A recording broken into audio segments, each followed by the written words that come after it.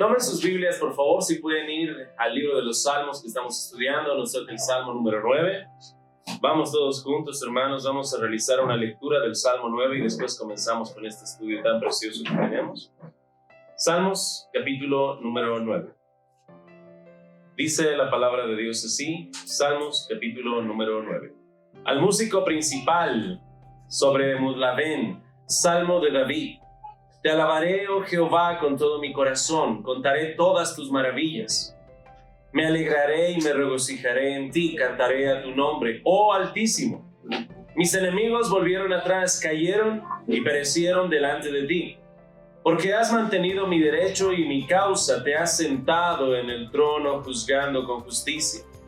Reprendiste a las naciones, destruiste al malo, borraste el nombre de ellos eternamente y para siempre.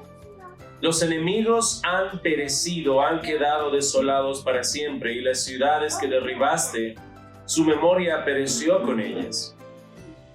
Pero Jehová permanecerá para siempre. Ha dispuesto su trono para juicio, él juzgará al mundo con justicia y a los pueblos con rectitud. Jehová será refugio del pobre, refugio para el tiempo de angustia. En ti confiarán los que conocen tu nombre, por cuanto tú, oh Jehová, no desamparaste a los que te buscaron. Cantad a Jehová, que habita en Sión, publicad entre los pueblos sus obras, porque el que demanda la sangre se acordó de ellos. No se olvidó del clamor de los afligidos. Ten misericordia de mí, Jehová. Mira mi aflicción que padezco a causa de los que me aborrecen. Tú, que me levantas de las puertas de la muerte, para que cuente yo todas tus alabanzas en las puertas de la hija de Sión, y me goce en tu salvación. Se hundieron las naciones en el hoyo que hicieron, en la red que escondieron fue tomado su pie. Jehová se ha hecho conocer en el juicio que ejecutó. En la obra de sus manos fue enlazado el malo, y Gayón Selah. Los malos serán trasladados al Seol, todas las gentes que se olvidan de Dios.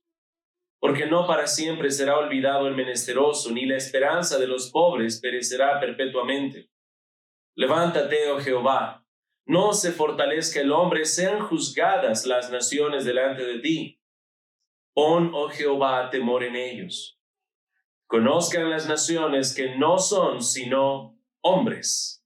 Selah. Oremos, hermanos. Señor, en este día te damos las gracias porque podemos estudiar tu palabra, podemos conocerla. Gracias porque a través de esta tu santa revelación, tú te das a conocer a nosotros, podemos conocer quién eres tú, tu carácter.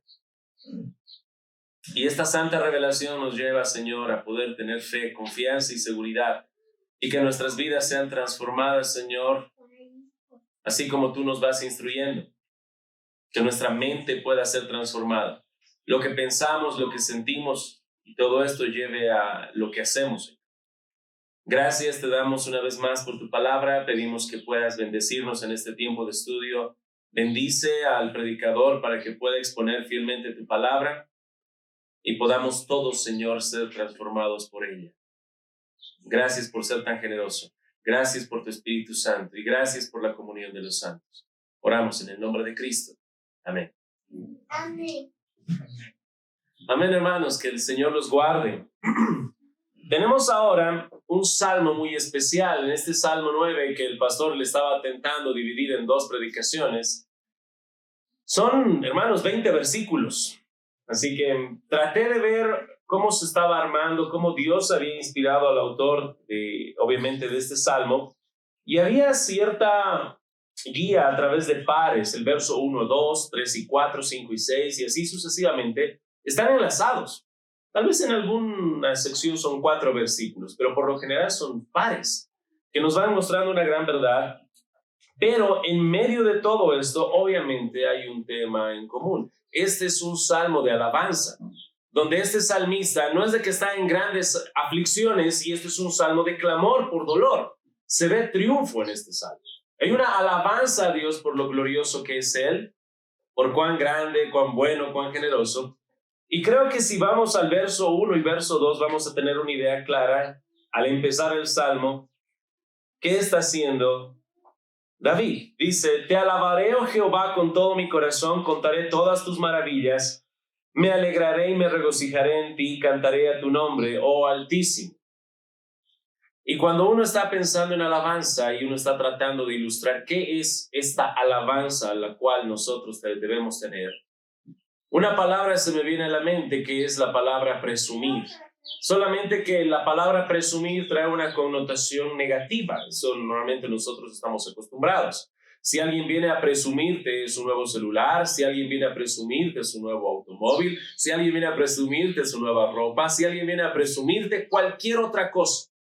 Si están en una reunión de solteros y alguien viene a presumir que dejó de ser soltero y ahora está de novio o de novia, ¿qué es lo que pensamos con esa palabra presumir? Normalmente es algo negativo. La alabanza es una boca piadosa que presume de Dios. Así que todo esto que está presumiendo no parte de sus buenas obras, parte de la obra de Dios. Así que esta alabanza está presumiendo cuán bueno es Dios y cuán grandes son sus obras. No las mías, no las cosas que yo hice, sino las obras de ¿quién? Así que eso está haciendo la alabanza. Cuando tú estás alabando a tu esposa por cómo cocina, ¿qué estás diciendo? Uy, no, hermano. Vení a mi casa y te vas a chupar los dedos hasta de los pies con mi esposa. ¡Wow! ¡Qué rico cocina! Si estás presumiendo de tu hijo. Cuando tú presumes de Dios, toda la gloria se queda en Él. Tú estás hablando de cuán bueno, generoso, y es a través de sus obras. Y es lo que vemos en este salmo de alabanza. Y en este salmo de alabanza, quisiera que veamos que esta alabanza es la que agrada a Dios y, por consecuente, van a aborrecer los enemigos de Dios. Gracias. Todo aquel que conoce a Dios va a alabar a Dios por las grandes obras que Dios tiene, pero los que no conocen a Dios, obviamente esto es algo implícitamente ofensivo, porque ellos aborrecen a Dios y toda esta alabanza no les va a traer agrado, les va a traer incomodidad. Ahora, mientras estábamos cantando, yo fácilmente me ponía a pensar cómo una persona entre las que estábamos nosotros sin Cristo venía acá a la iglesia, no conocía a Dios, aborrecía a Dios y criticaba a Dios por su soberanía, Él es un tirano. Y cuando hablas de misericordia y la iglesia canta tu misericordia. Alguien que no conoce a Dios, ¿misericordia de qué? Yo no soy ningún miserable. ¿Quién se cree Dios para tener miseria de mí? Yo más bien me compadezco de tu Dios. Tal vez eso podría salir de la boca de un enemigo de Dios. Cualquier palabra que te pueda parecer tierna, cariñosa a Dios, un enemigo de Dios no la va a sentir así. De tal manera que este salmo, todo este salmo de alabanza a Dios, es un salmo muy ofensivo y es lo que quisiera que tú y yo podamos ver. Dios no se le ocurrió de un día a otro simplemente querer ser ofensivo por el objetivo de ser ofensivo. Nos está mostrando qué alabanza le agrada a Él, pero automáticamente esta alabanza es ofensiva para las personas que no conocen a Dios. Quiero que veamos un poco 3 características de esta alabanza que va a terminar siendo ofensiva a aquellos que no conocen a Dios. Primero, verso 1 y 2, dice así la palabra. Te alabaré, oh Jehová, con todo mi corazón, contaré todas tus maravillas, me alegraré y me regocijaré en ti, cantaré a tu nombre, oh Altísimo. ¿Cuál es el fin y el objetivo, la razón por la cual estás aquí en la tierra? No me respondan porque yo sé que algunos ya saben, han estudiado el catecismo menor quizá. ¿Cuál es el propósito del hombre?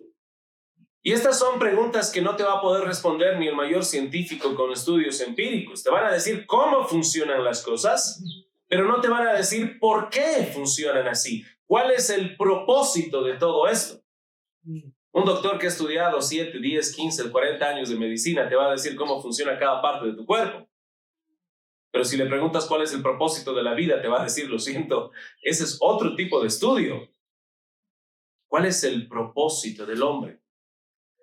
Y van a haber personas que no van a saber cuál es el propósito para su vida. Algunos van a llegar al suicidio, incluso aunque aparentemente para muchos tengan éxito en la vida. ¿Cuál es el propósito? ¿Para qué estoy aquí?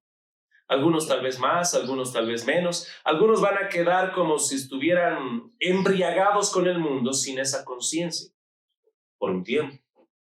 Otros tal vez más pronto. tal vez que fueron abandonados por sus padres, sufrieron violencia, y va a llegar un punto donde se preguntan, ¿y yo para qué estoy acá? Si ni siquiera mis padres me han querido, ¿para qué estoy aquí en la tierra? Y de diferente manera van a llegar a esa pregunta, ¿para qué estoy aquí en la tierra? Y cuando para el mundo todo esto es un misterio, resulta que Dios nos coloca en la vitrina de la vida de manera muy clara. En el Salmo número 9 dice así: Te alabaré, oh Jehová, con todo mi corazón, contaré todas tus maravillas, me alegraré y me regocijaré en ti. Hermanos, el propósito principal del hombre es gozarnos en Dios y deleitarnos en Él, es glorificarle a Él. Y algo que puede ser un misterio para todos, Dios lo coloca de manera muy clara. Hermanos, este salmista está hallando su alegría y su gozo ¿en quién? En Dios.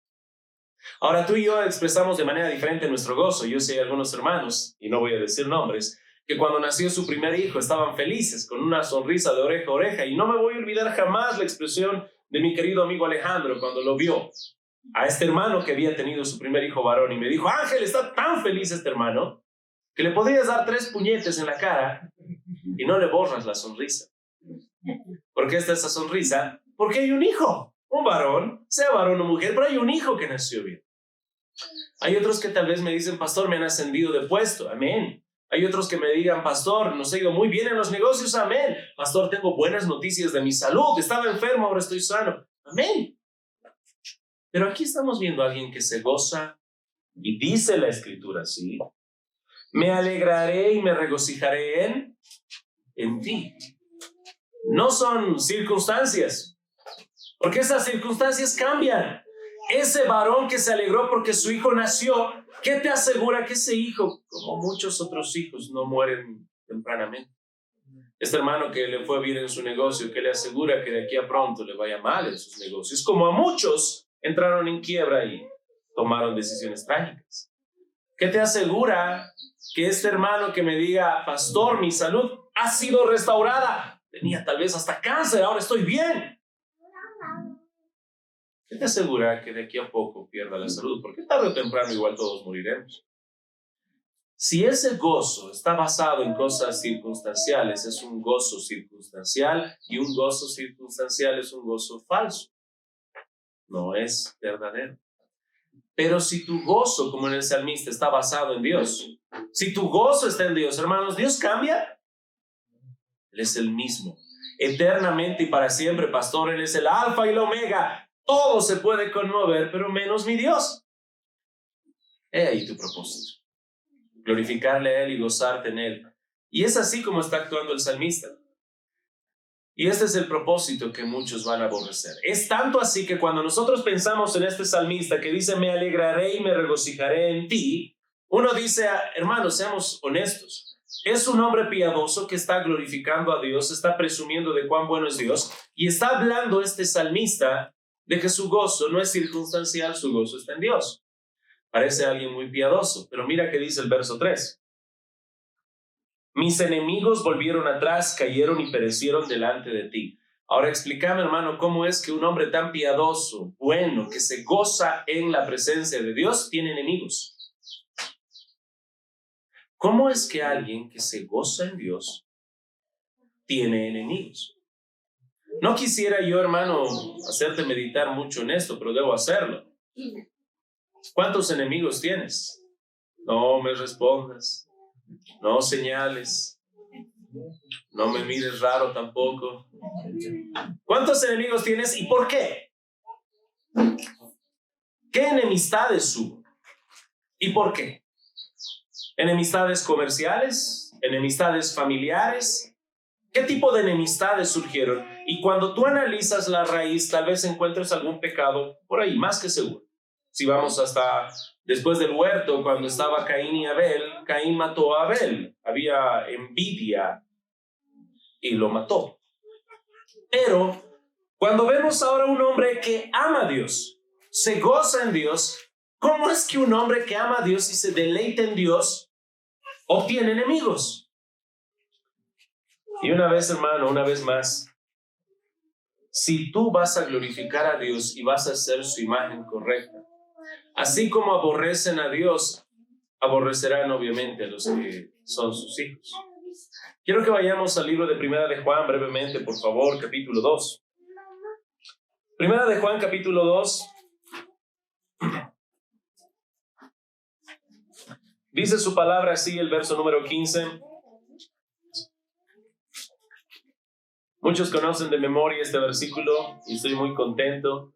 No améis al mundo, ni las cosas que están en el mundo. Si alguno ama al mundo, el amor del Padre no está en él. Pero hermanos, ustedes no son así.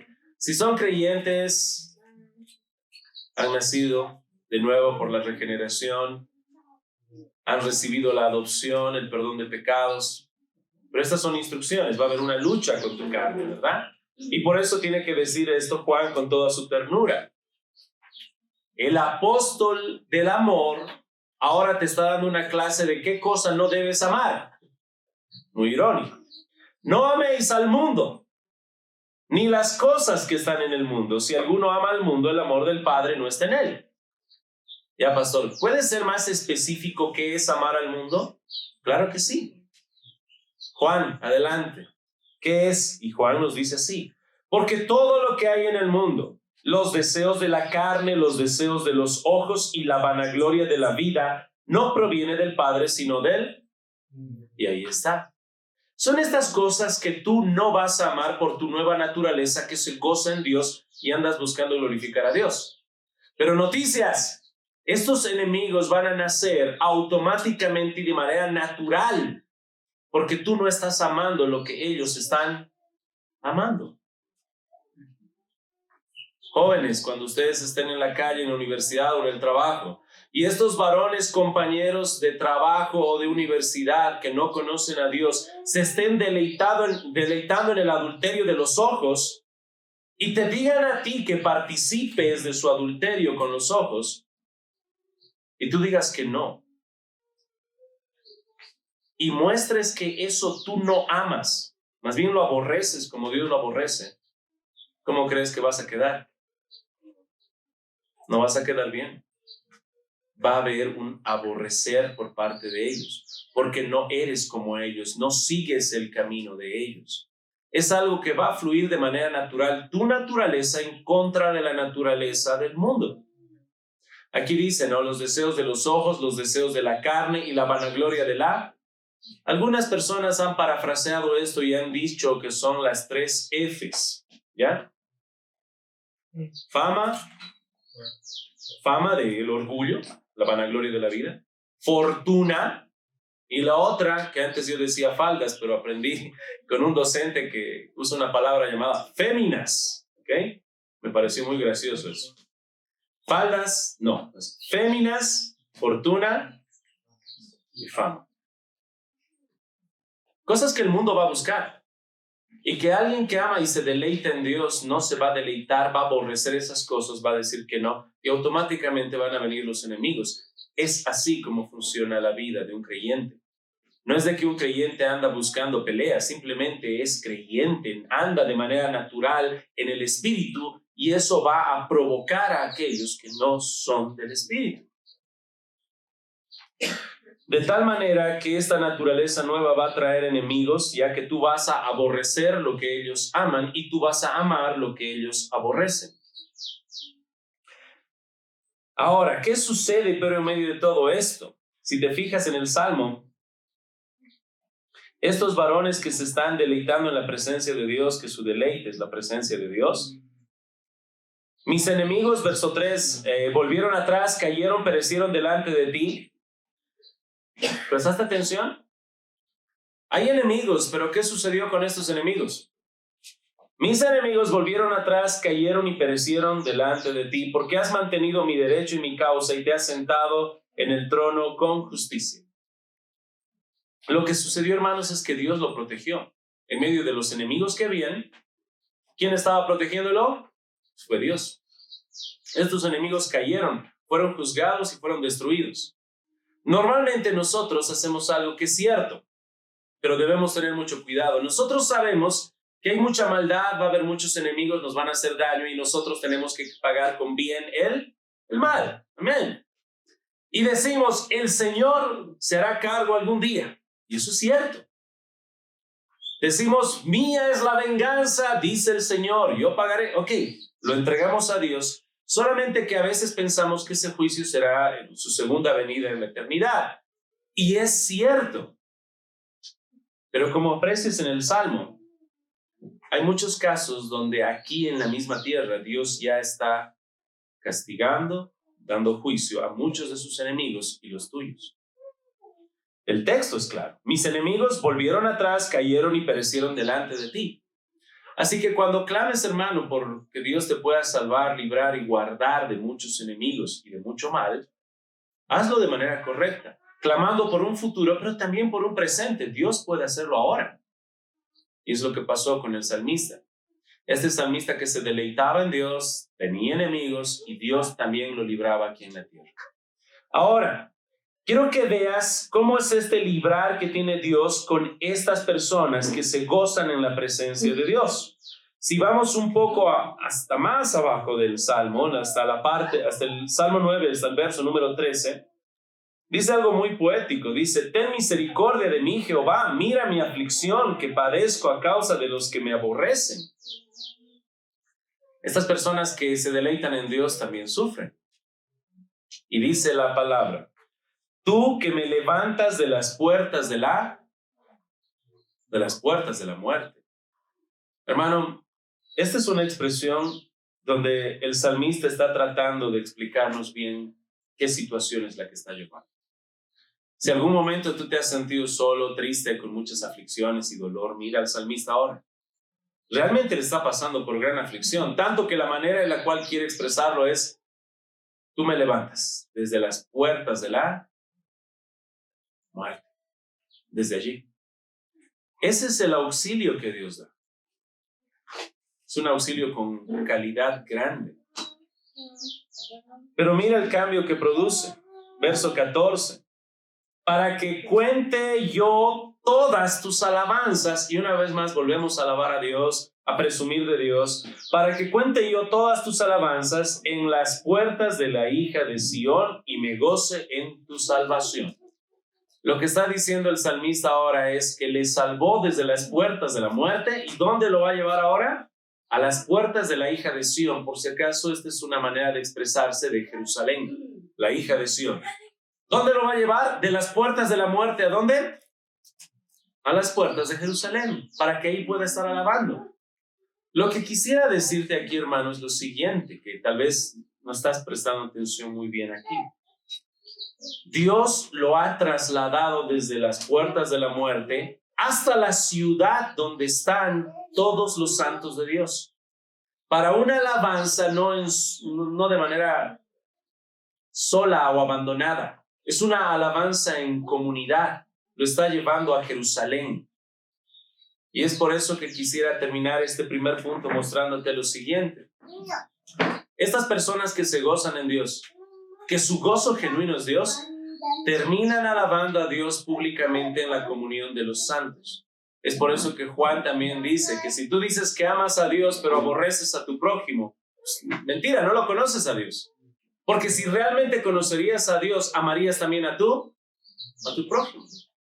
Por lo tanto, hermanos, esta alabanza en su presencia, si te gozas en la presencia de Dios, no solo por cosas circunstanciales que nos traen gozo, sino por la presencia de Dios, te va a traer y te va a llevar hasta un gozo en comunidad.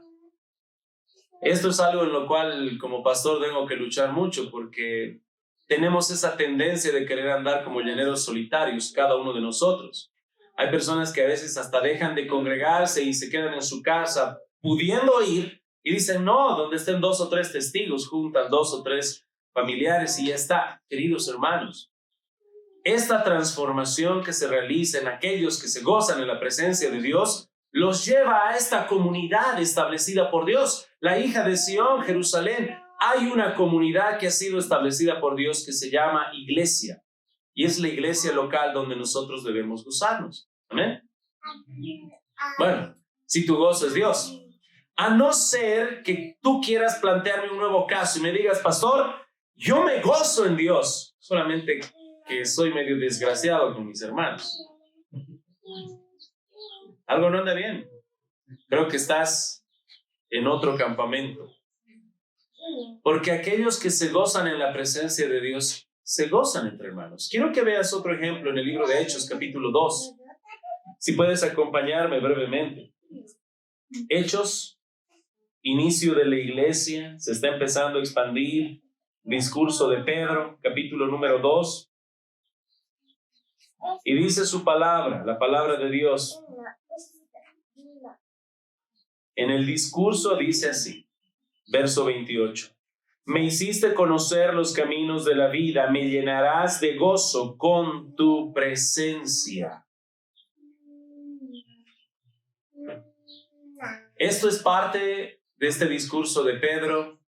Y vaya discurso, ya que está comenzando la iglesia, está empezando, ¿no? Sus primeros pasos de expansión. Y lo que hace es citar un salmo también que nos habla de que la promesa es que nos llenaremos de gozo en su presencia.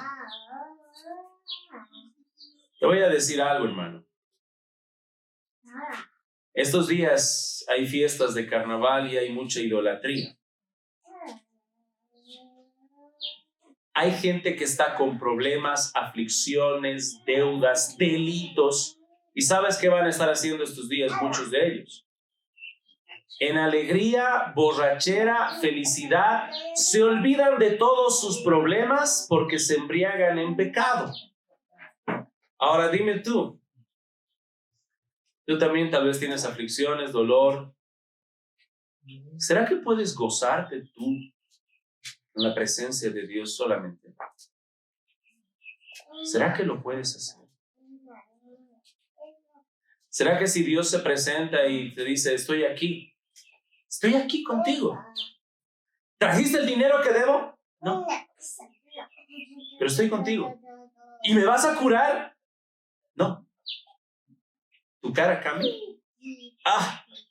Yo quería el dinero.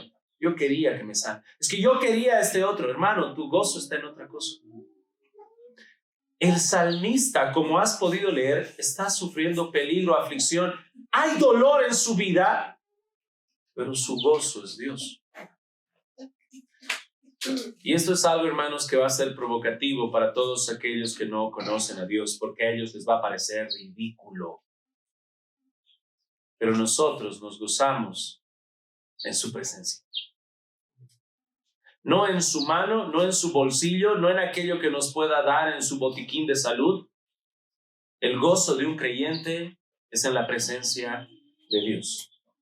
Segundo punto. Hay una alabanza por sus obras que quisiera que podamos ver, pero en el contexto del Salmo número 9, las obras son unas obras de juicio. Versos 6 y versos 7, si podemos prestar atención. Salmos capítulo número 9. Versos 6 y 7 dice así. Los enemigos han perecido, han quedado desolados para siempre, y las ciudades que derribaste, su memoria pereció con ellas. Hermanos, esta alabanza, como te dije, es presumir de Dios, presumir de sus obras de Dios, pero en el contexto que estamos estudiando está presumiendo que Dios ha juzgado de manera pasada ya muchas veces a estos perversos. Está hablando de ciudades que han sido destruidas y su memoria ha quedado ahí en olvido. Son polvo y ceniza. Y estamos allí, alabando a Dios por sus obras, por sus juicios. Y es lo que vemos en el Salmo. Presta atención al siguiente versículo, verso 7. Pero Jehová permanecerá para siempre, ha dispuesto su trono para juicio. Cuando estaba yo a mis 15 años, si no me equivoco, en el liceo militar en Sucre, resulta que había un tiempo en el cual estaban rindiendo cuentas por el dinero, ¿ya? Había todo, ya sabes, cuestiones en vida militar donde el comandante salió delante de todos, hizo un anuncio de cómo se está administrando la economía y bla, bla, bla, y puso una ilustración que no me voy a olvidar jamás. Agarró y llamó a un niño. Quería ilustrar un punto con respecto del valor que tiene el dinero. Y trajo a un niño, un pequeñito. Habrá tenido unos 3 años, tal vez 4. Y lo que hizo fue traerlo y le dijo, pequeño, tengo aquí 2 cosas, ¿qué quieres? Y sacó una bolsa grande de puro caramelos. Los ojos del niño estaban chispando, ya quería agarrar. Y al lado sacó 200 bolivianos. Y le dijo, adelante, ¿cuál quieres? Pregunta para ti, ¿qué crees que escogió el niño? Depende, pastor. Si fuera mi hijo, te sorprenderías tal vez si fuera tu hijo. Escogió los dulces. Y ahora uno crece, madura y dice, ¿qué niño? ¿Cómo va a escoger los dulces? Agarraba los 200 bolivianos y se compraba muchísimos de esos dulces. Muy bien. Muy sabio. Pero ese fue un niño pequeño. Y si fuera un adulto, tal vez no dirías, ay, un niño. ¿Qué dirías si fuera un adulto? Qué tonto. Pues escucha bien ahora lo que está diciendo Dios acá, en este juicio. Esas naciones eran temporales, terrenales, pasajeras. Y luego habla en el siguiente verso, justo después, verso 7, pero Jehová permanecerá para siempre. Y ahora es el gran punto. Todo aquello que está en el mundo que es temporal y Dios que es eternal. ¿Qué escogerás? ¿Lo terrenal, temporal y pasajero o lo eternal? Y he aquí la generación en la cual hemos nacido y éramos parte de ella, que todos, abobados, embriagados con el pecado, corríamos tras lo terrenal y dejábamoslo. Ahí estábamos, en ese grupo de ciegos escogiendo lo terrenal. ¿Cuántas veces he tenido que ilustrar esto, hermanos, hablando de lo terrenal que tenemos acá? Todavía tengo en mi casa un iPhone, es un iPhone 6, que no era mío.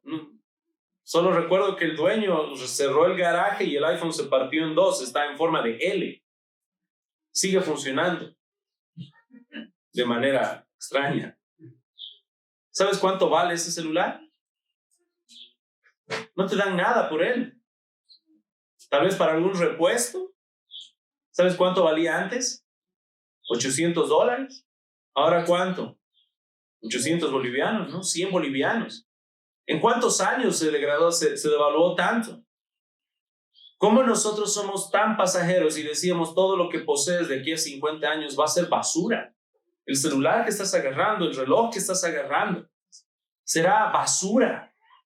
Y si alguien dice, no, pastor, yo tengo un reloj que de aquí a 50 años va a valer mucho, pues no para ti, porque tú serás la basura.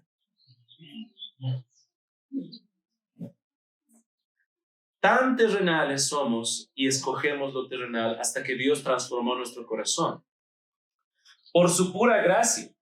Y ahora está hablando y te voy a decir, espero que escojamos bien. Si hay alguien que no ha creído en Cristo, espero que escoja bien, por lo eterno y no lo terrenal. Pero lo siguiente que nos va a decir el texto me deja muy impresionado, y esta es otra de las razones por las cuales aborrecen estos salmos, porque nos hablan de la verdad. Les va a recordar que todo lo que tienen es temporal. Es como un salmo aguafiestas. Para aquel que tiene un nuevo auto, decirle, sí, ese auto terminará en la basura. Todo aquel. Por eso estos salmos los terminan aborreciendo, porque los confrontan con la verdad. Y esta es una de las verdades que más repudia la gente, y está en el verso número 8. Él juzgará al mundo con justicia y a los pueblos con rectitud. Una vez estaba el pastor Paul Washer predicando en la calle, y su introducción era decirles, les voy a decir algo que es lo más terrible de Dios. Y dijo, Dios es justo. Entonces no entendemos por qué es lo más terrible. El punto es de que Dios es justo y tú no. Dios es recto y va a juzgar rectamente y tú no. Entonces estás perdido. Jairo me lo explicaba mejor, me decía, hay un juez en Brasil que es el juez más justo. Él no le importa si es de derecha o izquierda, se lo reconoce como el juez justo.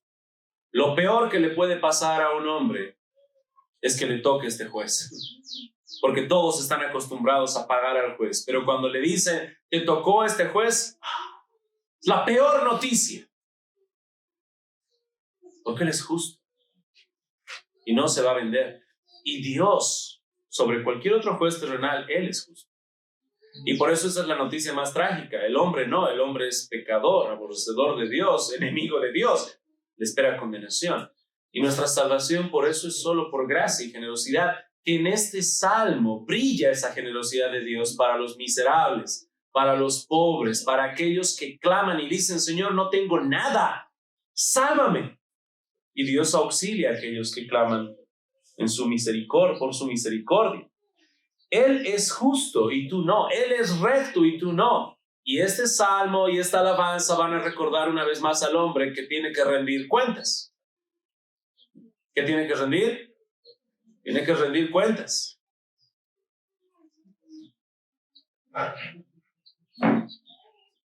Hace años me acuerdo que el pastor contaba historias donde decía que iba a visitar a algunos hermanos, pero a veces hacía visita sorpresa. Y a veces en estas visitas sorpresa, la hermana, antes de recibir la casa, le decía, esperen un ratito, pastor. 15 minutos después, ahora puede pasar. Estaba limpia la casa, ¿no? Y era, no, yo sé que es una visita sorpresa y tal vez antes que yo llegue estaba todo un desastre. Pero el pastor no está yendo ahí a pedirte cuentas de esa manera. Pero ¿qué pasa si realmente tendría que alguien quiera pedirte cuentas por cómo administras tu dinero, cómo administras tu tiempo, cómo administras tu familia? Y el Señor dice que por ser Dios, Él va a pedir cuentas a cada hombre. Y una vez más, esto en estos salmos, hablando que Él es juez, justo, recto, alguien que viene acá a la iglesia y escucha que Él es el juez, justo, recto, y va a pedir rendición de cuentas y llegará el día del juicio, Él se encuentra con, ¿y por qué yo? ¿En qué momento yo he aceptado que Él es mi Dios, Rey, juez, justo? Y la respuesta es, no necesita tu aprobación. Él te ha creado. Eres su creación, puede hacer contigo lo que Él quiera. ¿Qué? Bueno, tal vez no me entendí. Él puede hacer contigo lo que le dé la gana. Porque Él es juez justo y recto. Lo que le da la gana jamás será perverso. Ah, pero tú eres perverso. Oh, estoy arruinado de nuevo. Y este es el salmo, hermano. Por eso estos salmos de alabanza a Dios y sus santas obras y su juicio es ofensivo al mundo. Quiero que veas en este salmo cómo Dios se revela de manera muy clara. Quisiera que veamos, por favor, 2 versículos que quisiera ilustrar, nada más. Segunda de Reyes, capítulo 8.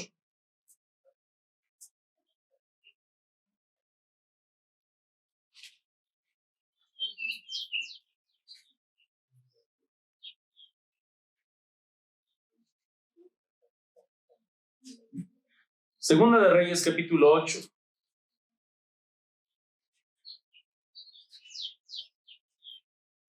Tienes aquí un rey llamado Ben-Hadad, que es rey de Siria. Hermanos, no es cualquier hombre, es un rey. No es de rey de un reinucho por ahí, un reino pequeñito. El rey, estamos hablando del rey de Siria. Y tenemos, rey de Siria. Y este rey de Siria está enfermo. Y este rey enfermo se entera que Eliseo está cerca de sus dominios.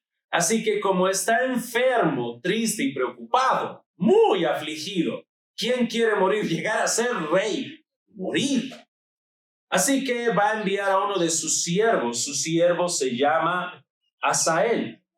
Y lo va a enviar y le va a decir, ve y consulta a Eliseo por mí, por mi salud. Llévale presentes y regalos.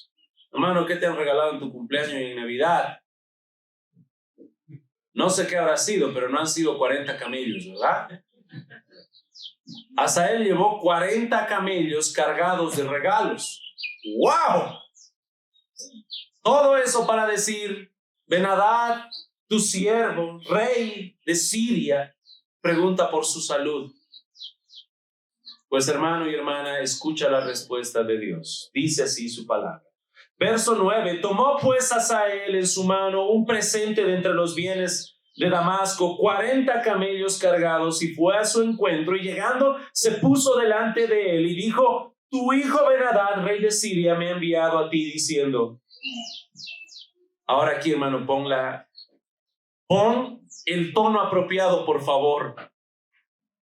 No hay que leer esto fríamente. Es un hombre que está muriendo. Con regalos dice, ¿sanaré? ¿Sanaré de esta enfermedad? Y Eliseo le dijo, ve y dile, seguramente sanarás. Sin embargo, Jehová me ha mostrado que él morirá ciertamente. Uy. Le está diciendo a este siervo, dile a tu amo, sí, sanarás. Pero ya le dice al siervo, pero ¿sabes qué? Jehová me ha dicho que va a morir. Verso 14, avanzando un poco en la historia para que veas qué sucede. Y Hazael se fue y vino a su señor, el cual le dijo, ¿qué te ha dicho Eliseo? Y él le respondió, me dijo que seguramente sanarás. El día siguiente tomó un paño y lo metió en agua y lo puso sobre el rostro de Ben-Hadad y murió. Y murió y reinó en su lugar Hazael en su lugar. Hermanos, estás viendo el día de hoy que Dios dio un juicio. ¿Por qué Dios escogió hacer las cosas así? ¿Por qué el mensaje de Dios no era así, morirás? Era, no, vas a vivir. No, te voy a matar. Pero quiero que mueras con la esperanza de que te voy a hacer vivir. ¿Qué diría un enemigo de Dios al ver esto? ¿Qué diría un enemigo? Déjame personificar a un enemigo de Dios si pudiera. ¿Cómo es que un doctor sabe que alguien se va a morir y le dice, no, vas a vivir y te mueres?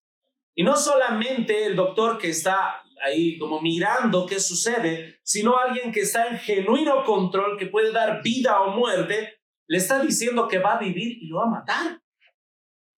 ¡Qué cruel! Tú puedes pensar de toda la crueldad de Dios hasta que ves la crueldad del hombre y solamente resplandece la justicia de Dios. Como el hombre que estaban llevando a la silla eléctrica y gritaba y clamaba de dolor casi como si fuera un niño y lo llevaban a la fuerza a la silla eléctrica. Y mostré esa imagen a mi madre, a mi esposa, a mis hijos y mostraba y decían, ¡pobrecito! ¿Pero qué hizo? Ah, sí. Mató a más de 16 niñas.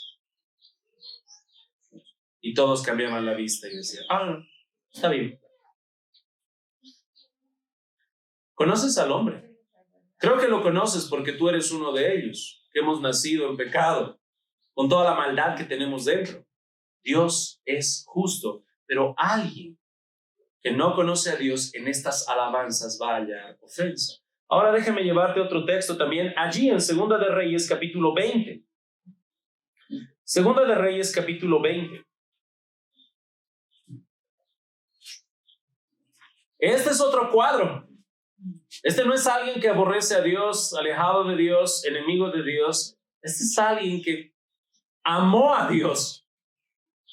En aquellos días, Ezequías cayó enfermo de muerte y vino a él el profeta Isaías, hijo de Amós. El rey cae enfermo y viene Isaías y le dice, Jehová dice así, ordena tu casa porque morirás, no vivirás.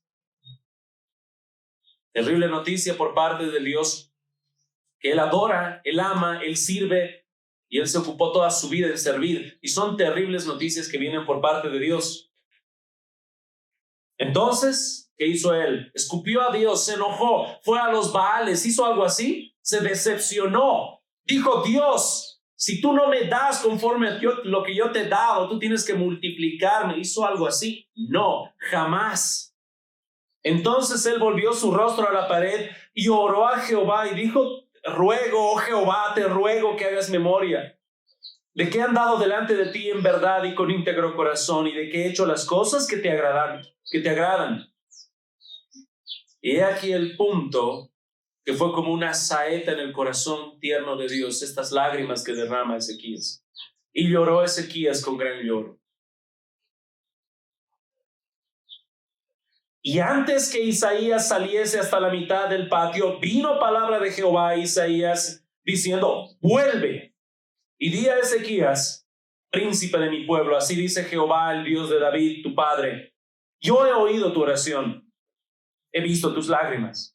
He aquí que yo te sano. Al tercer día subirás a la casa de Jehová, y añadiré a tus días 15 años, y te libraré a ti y a esta ciudad de mano del rey de Asiria, y ampararé a esta ciudad por amor a mí mismo y por amor a David mi siervo. ¿Qué tal, hermanos? Buenas noticias, un cambio total. Aquí hay un rey que ama a Dios, que sirve a Dios, que está muriendo, y el mensaje de Dios es: vas a morir.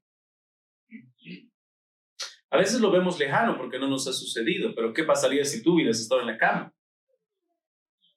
En este caso no hay revelaciones actualmente, pero si hubieras estado en ese día esperando la visita de tu pastor, y viene tu pastor Isaías y te dice: Dios dice que te vas a morir.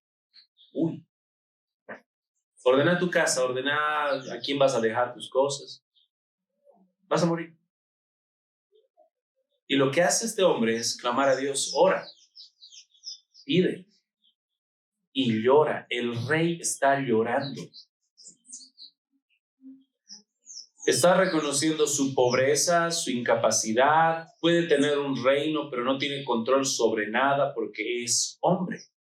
Y clama al único que puede hacer todo el cambio y la transformación. Y Dios, con esa voz de trompeta, así como mandó a Isaías, e Isaías tenía que tener mucho valor para ir delante del rey y decir: el mensaje es que te mueres. Y se regresaba, y ahora era: vuelve, di que va a vivir. ¿Y cuántos años le añadió, hermanos? 15 años. ¡Wow! 15 años es muchísimo. Y no solamente a él, sino va a salvar a toda la nación del rey de Asiria que tenía que invadir por la gracia de Dios. Pero tuvo que orar, tuvo que llorar, tuvo que humillarse delante de Dios. Y ahora tenemos una vez más: ¿por qué esta alabanza ofende a un incrédulo?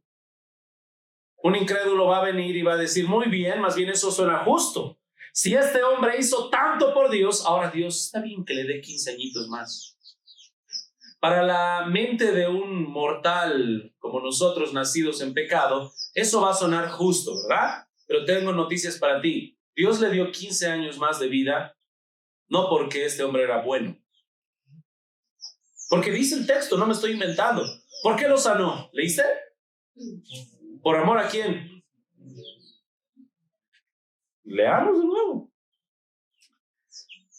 6. Añadiré a tus días 15 años, te libraré a ti y esta ciudad de mano del rey de Asiria, ampararé esta ciudad por amor a mí mismo. No eres especial. Y Dios dice: yo soy tan bueno que lo haré por amor a mí mismo.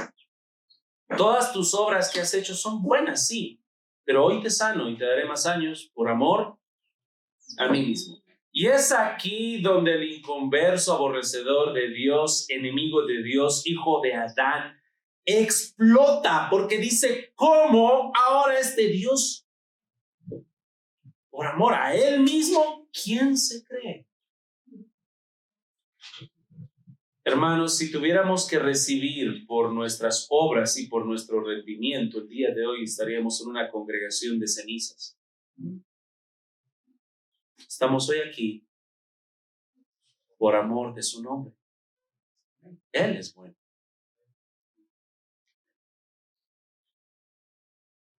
Habrá juicio, habrá muerte, habrá clamor. Habrá el clamor de los que confían en Él y en su gracia, y habrá clamor también, como viste, de los perversos, de los que no conocen a Dios. Habrá clamor. Y Dios vendrá. ¿Pero cómo vendrá? ¿Como tu Salvador o como tu ejecutor? Cree. Confía. Amigo, si no conoces a Dios, confía. Cree en Dios.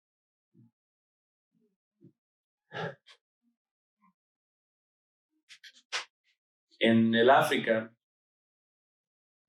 hay una gacela, uno de esos animales de presa, herido en el suelo, y ese animal herido clama. Tiene la pata rota y herida. Está clamando de dolor. Hace sus ruidos de animal clamando. Y está viniendo corriendo el león. Pero no está viniendo a ayudarlo. Habrá clamor. Y Dios vendrá. Como ese león, a destruir o a salvar. ¿Qué decisión tomaste? ¿Te humillaste delante de Dios, amigo, amiga? ¿Lo estás mostrando con tus hechos? ¿Te deleitas en su presencia? ¿Te deleitas en la congregación de sus santos en la iglesia? Último punto, y con esto terminamos. Hay una alabanza por el ser de Dios y por su eternalidad. O sea, hay un contraste, hermano, que quiero que veas. Cómo es de temporal el hombre y cómo es eterno Dios. Para que puedas ver esto, tengo que volver al Salmo número 9 y ver el verso 1 y 2 y luego los últimos versos del Salmo. Salmo 9. Te alabaré, oh Jehová, con todo mi corazón, contaré todas tus maravillas, me alegraré y me regocijaré en ti, cantaré a tu nombre, oh, y en hebreo ahí está Elión, Altísimo, o el Altísimo. Dios trasciende todas las cosas, Él es eterno. Ahora vamos al final. Verso 19 y 20. Levántate, oh Jehová, no se fortalezca el hombre. Sean juzgadas las naciones delante de ti. Pon, oh Jehová, temor en ellos. Conozcan las naciones que no son sino hombres. ¿Viste el contraste? Al principio, el santo, el altísimo, eterno y altísimo. Y aquí, que sepan que son, ¿qué cosa? Son hombres. Para mostrar, el hombre quiere elevarse a la posición de Dios. Quiere creer que está en control de todo, soberbia, orgullo, ya sea por dinero, posición, talento, cualquier otra cosa. Pero Dios dice que teman, que sepan que son solo hombres. Esta es una referencia, hermanos, una vez más, a recordar cuán limitados somos todos nosotros. ¿Sabes en qué momento se sienten las personas que son realmente solo hombres? No hay una distinción. Recuerdo que cuando veía películas y documentales vinculados a la guerra, una de las cosas que hacen con los prisioneros, ¿sabes qué era? Ponerlos a todos desnudos. Todos. ¿Cuál era el objetivo? Eres uno más. El hombre rico estaba ahí, despojado de todos sus relojes, ropa, ahí. Todos, por igual. Despojados de todo, para que sepan que son uno más. Y Dios a veces hace eso, puede ser con un terremoto, donde todavía recuerdo, hay un terremoto y no estás en control de nada. Se puede caer tu casa, tu edificio, puedes morir. No tienes control de nada. Yo tengo todavía mis pequeñas experiencias con terremotos, pequeños que pasamos aquí. Y si uno dice, sí, pastor, pero Dios necesita un terremoto o un huracán o un gran ciclón para mostrar su poder y que la gente tiemble, y tal vez un hombre pueda decir, yo como gran arquitecto he diseñado el edificio antisísmico más poderoso que hay. Puede venir un terremoto y no pasa nada, como yo también, hermanos, he estado viendo. Hay grandes edificios que dentro del edificio tienen como un péndulo metálico muy, muy pesado que tiene que equilibrar al edificio para que no caiga. Y alguien podría decir, yo me voy a ese edificio, pastor, y estoy seguro de cualquier terremoto. Y Dios en su gran ironía decide, sí, estás salvo de los terremotos, pero hay una célula que yo voy a tocar en tu cuerpo, nada más. Se va a degenerar, va a mutar. Bienvenido al cáncer. Y listo. ¿Estás en control de algo? No. ¿Cuántos hombres ricos ha existido en la tierra que han sido millonarios y no podrían contar su dinero y comprar todo? Tienes ahí el fundador de Apple. ¿Pudo hacer algo con todas las riquezas? Y no es algo nuevo, es algo que siempre ha sucedido. Solamente que el mundo no te lo quiere mostrar así. Somos solo hombres, no estamos en control de nada. Y lo que está clamando ahora el salmista, mira la parte final. Pon, oh Jehová, temor en ellos y conozcan las naciones que no son sino hombres. Pero tengo buenas noticias. En medio de todo esto, resulta que acá hay personas que son salvas por la gracia de Dios. No sé cuántas, pero hay personas salvas que han llegado a reconocer que no son sino solo hombres. Han tenido temor de Dios y se han convertido y han hallado la gracia y la salvación que solo hay en Cristo.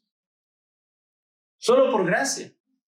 Y han hallado esta salvación. O sea, este salmista que está clamando esto, ¿no? Pon, oh Jehová, temor en ellos, y resulta que más adelante en un futuro hubo personas que tuvieron temor de Jehová. Conozcan las naciones que no son sino solo hombres, y te cuento buenas noticias. Por eso la iglesia es algo tan precioso que nosotros vemos. Que ha habido gente salva de todas las naciones, desde los tiempos de Abraham hasta ahora, por su pura gracia y generosidad, de todas las naciones que han temido y que han reconocido que son solamente hombres. Así que vemos una respuesta a este mismo salmo. Aunque parecería un salmo muy duro, es un salmo muy tierno, porque hay salvación solamente en Cristo, solamente en su obra redentora.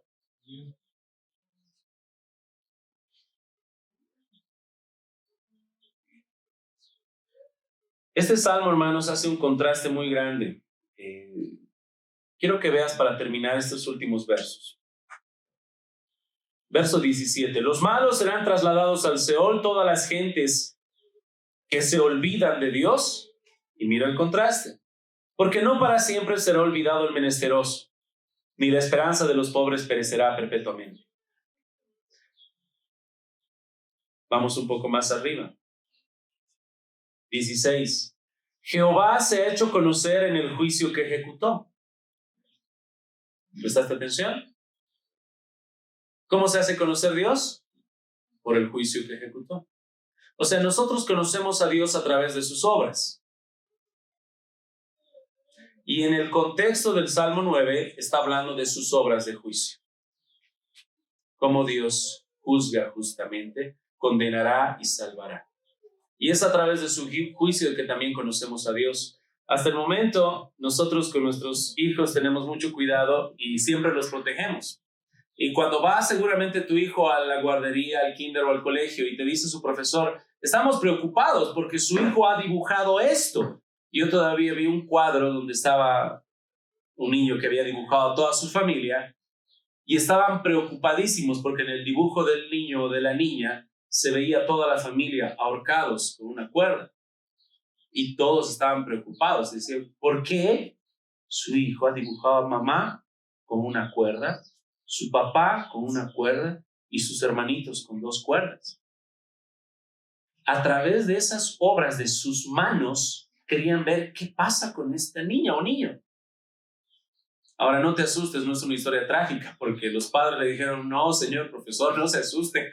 Fuimos a bucear y mientras estábamos buceando teníamos nuestras boquitas, esos aparatitos de buceo, y lo que dibujó es que estaban colgando, pero en el agua, buceando. Y cuando se fijaron en el dibujo, ¡oh, cierto! A través de esas obras podían ver qué reflejaba su corazón. No había muerte, más bien era un tiempo feliz que pasó.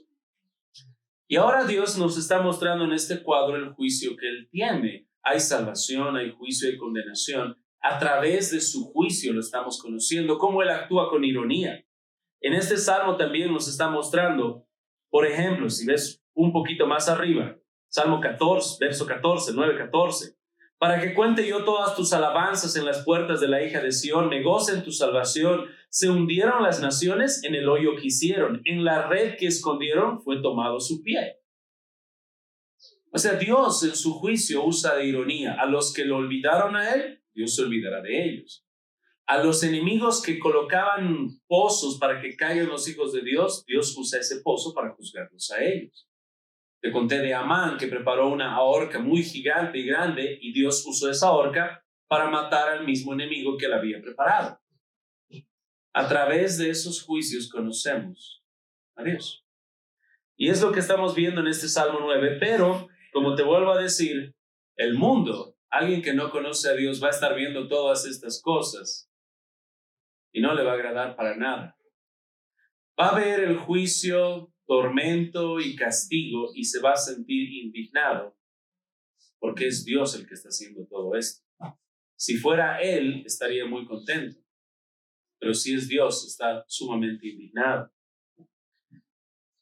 Para terminar, hermanos, nosotros estamos llamados a predicar, así como este salmo está cantando el juicio de Dios, alabando a Dios por su juicio y su salvación. Nosotros estamos llamados a hacer lo mismo.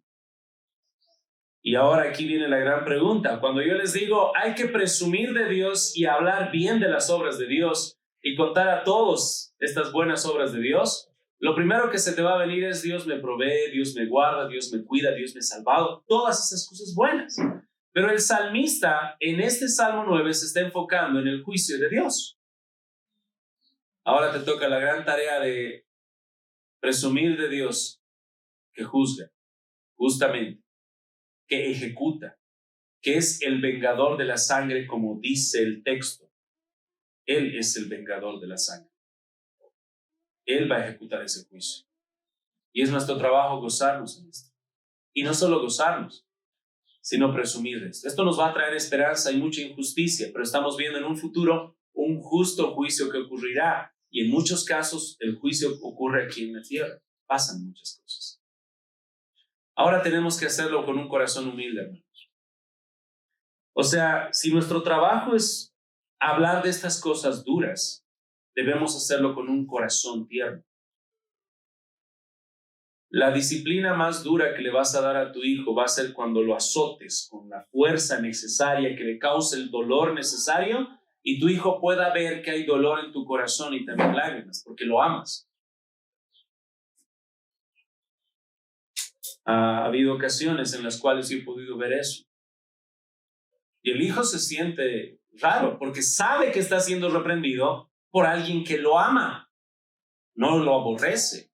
Por lo tanto, hay una transformación especial. Esta ilustración viene del pastor Miguel Núñez, que estaba contando que en una iglesia cambiaron de pastor. El nuevo pastor empezó a predicar acerca del infierno con toda pasión, empezó a predicar acerca del infierno y se convirtieron muchas personas y la iglesia estaba creciendo. Y el pastor se reunió con los miembros más antiguos y les dijo: ¿acaso el anterior pastor no estaba predicando del infierno? Y los miembros le dijeron: sí, el anterior pastor también predicaba del infierno apasionadamente. Pero entonces, ¿qué ha pasado? Es que el anterior pastor predicaba del infierno apasionadamente y parecía que lo disfrutaba el mandarnos al infierno. Usted no. Vemos el dolor y lágrimas y amor que tiene mientras nos manda al infierno. Y es lo que buscamos, hermanos. Este salmo, que es tan duro y va a causar que aborrezcan a Dios, es un salmo de juicio, condenación, alabanza, pero es con un corazón tierno, como en la parte final, que teman, que vean que son hombres. Y por eso estamos hoy aquí. Que el Señor haga su obra, hermanos, y podamos compartir este santo evangelio, que podamos alabar a Dios de manera correcta. La alabanza que glorifica a Dios es teocéntrica. La alabanza que es antropocéntrica, que se centra en el hombre, no le agrada a Dios. Asustate cuando haya inconversos que vengan a la iglesia y las alabanzas que cantamos, ellos se sientan indiferentes o peor, se sientan a gusto. Qué bonito cantan los cristianos. Este es un salmo que si se canta, ofende, pero lo hace con un amor eterno. Hagámoslo así, hermanos, oremos, puestos en pie. Que el Señor bendiga su palabra.